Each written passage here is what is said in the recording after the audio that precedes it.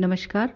आज हम भक्ति काल में निर्गुण ज्ञानाश्रय शाखा, जिसे हम संत काव्य भी कहते हैं, उसकी बारे में जानकारी करेंगे। बौद्ध धर्म से विकसित वज्रयानी शाखा से अनुप्रेरित सिद्ध साहित्य की प्रतिक्रिया में नाथ संप्रदाय एवं उसके साहित्य का आविर्भाव हुआ। नाथ पंथ का परवर्ती रूप ज्ञानाश्रय शाखा या संत मत के साहित्य में अभिव्यक्त हुआ। इतना ही नहीं, वैष्णव भक्ति के प्रवर्तक रामानुजाचार्य के शिष्य रामानंद द्वारा निर्देशित राम के निर्गुण रूप और नाम स्मरण का प्रचार भी संतों में हुआ।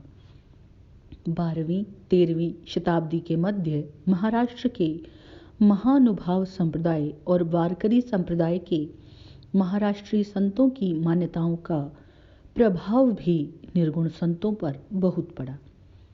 इनके अतिरिक्त निर्गुण संतों पर अद्वैतवाद एवं विशिष्टाद्वैतवाद के साथ सूफी साधना में प्राप्त रहस्यवाद का भी प्रभाव पड़ा।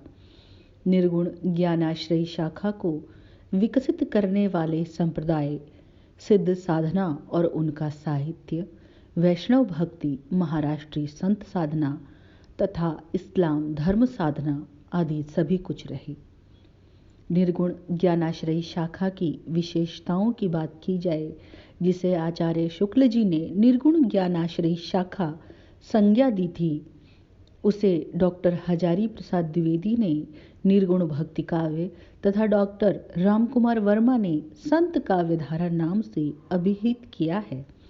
निर्गुण पंथ को प्रशस्त करने वाले महाराष्ट्र के प्रसिद्ध भक्त नामदेव थे, जिन पर नामपंथियों का अमिट प्रभाव पड़ा था, किंतु हिंदी में निर्गुण मार्ग का निर्दिष्ट प्रवर्तन कबीरदास ने ही किया, जिन पर रामानंद जी की प्रेरणा से भारतीय अद्वैतवाद, योगियों तथा सूफियों की नाड़ी चक्र साधना और प्रेम तत्व की गहरी छाप पड़ी थी। वैष्णवों से उन्होंने अहिंसावाद और प्रपत्तिवाद का दर्शन ग्रहण किया था। नाथ संप्रदाय के कनफटे योगी घट के भीतर ईड़ा, पिंगला, सहस्त्र दल कमल आदि रहस्यात्मक संकेतों से जनता को प्रभावित कर रहे थे। निर्गुण शाखा के सिद्धांतों का अधिकांश ऐसे ही योगियों के प्रभाव से रहस्यमय हो गया है।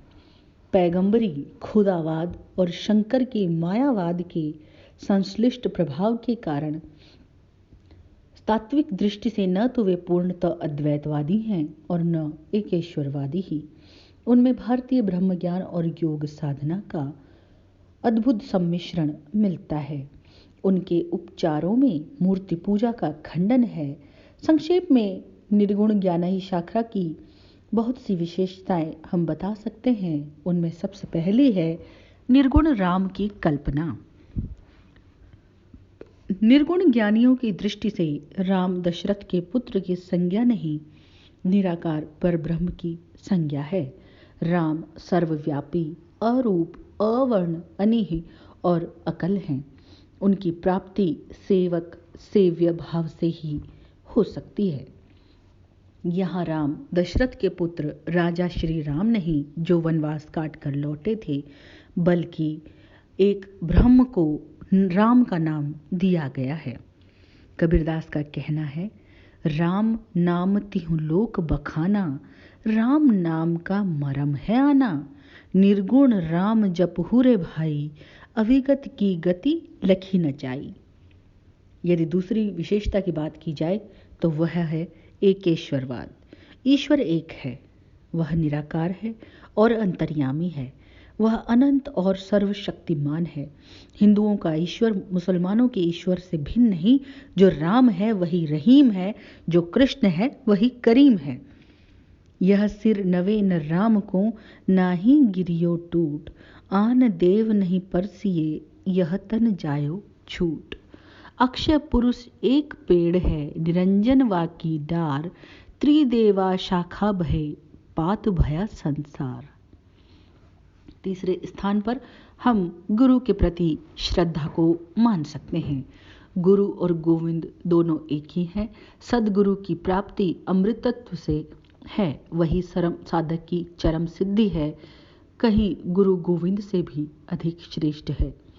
कबीरदास जी का कहना है, गुरु गोविंद दोऊ खड़े काके लागू पाए, बलिहारी गुरु आपके जिन गोविंद दियो बताए।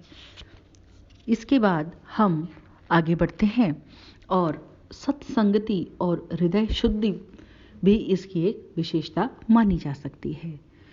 निर्गुण ज्ञानी संत सत्संग को अपनी साधना का विशिष्ट अंग मानते थे। चित्त शुद्धि और निराडंबर जीवन पर उनकी विशेष आस्था थी। उनका कार्य उपदेश देना और सुधार करना था। कवित्व उनके लिए एक अलग से मिलने वाली चीज थी। कबीरदास का कहना है, मेरे संगी दोई जना, एक वैष्णव एक राम, वो है दाता मुक्ति का, वो सुमिरावे नाम। साधु मिले साहिब मिले, अंतर रही न रेख, मनसा वाचा कर्मणा, साधु साहिब एक। तो इस प्रकार से आज के लिए इतना ही। धन्यवाद।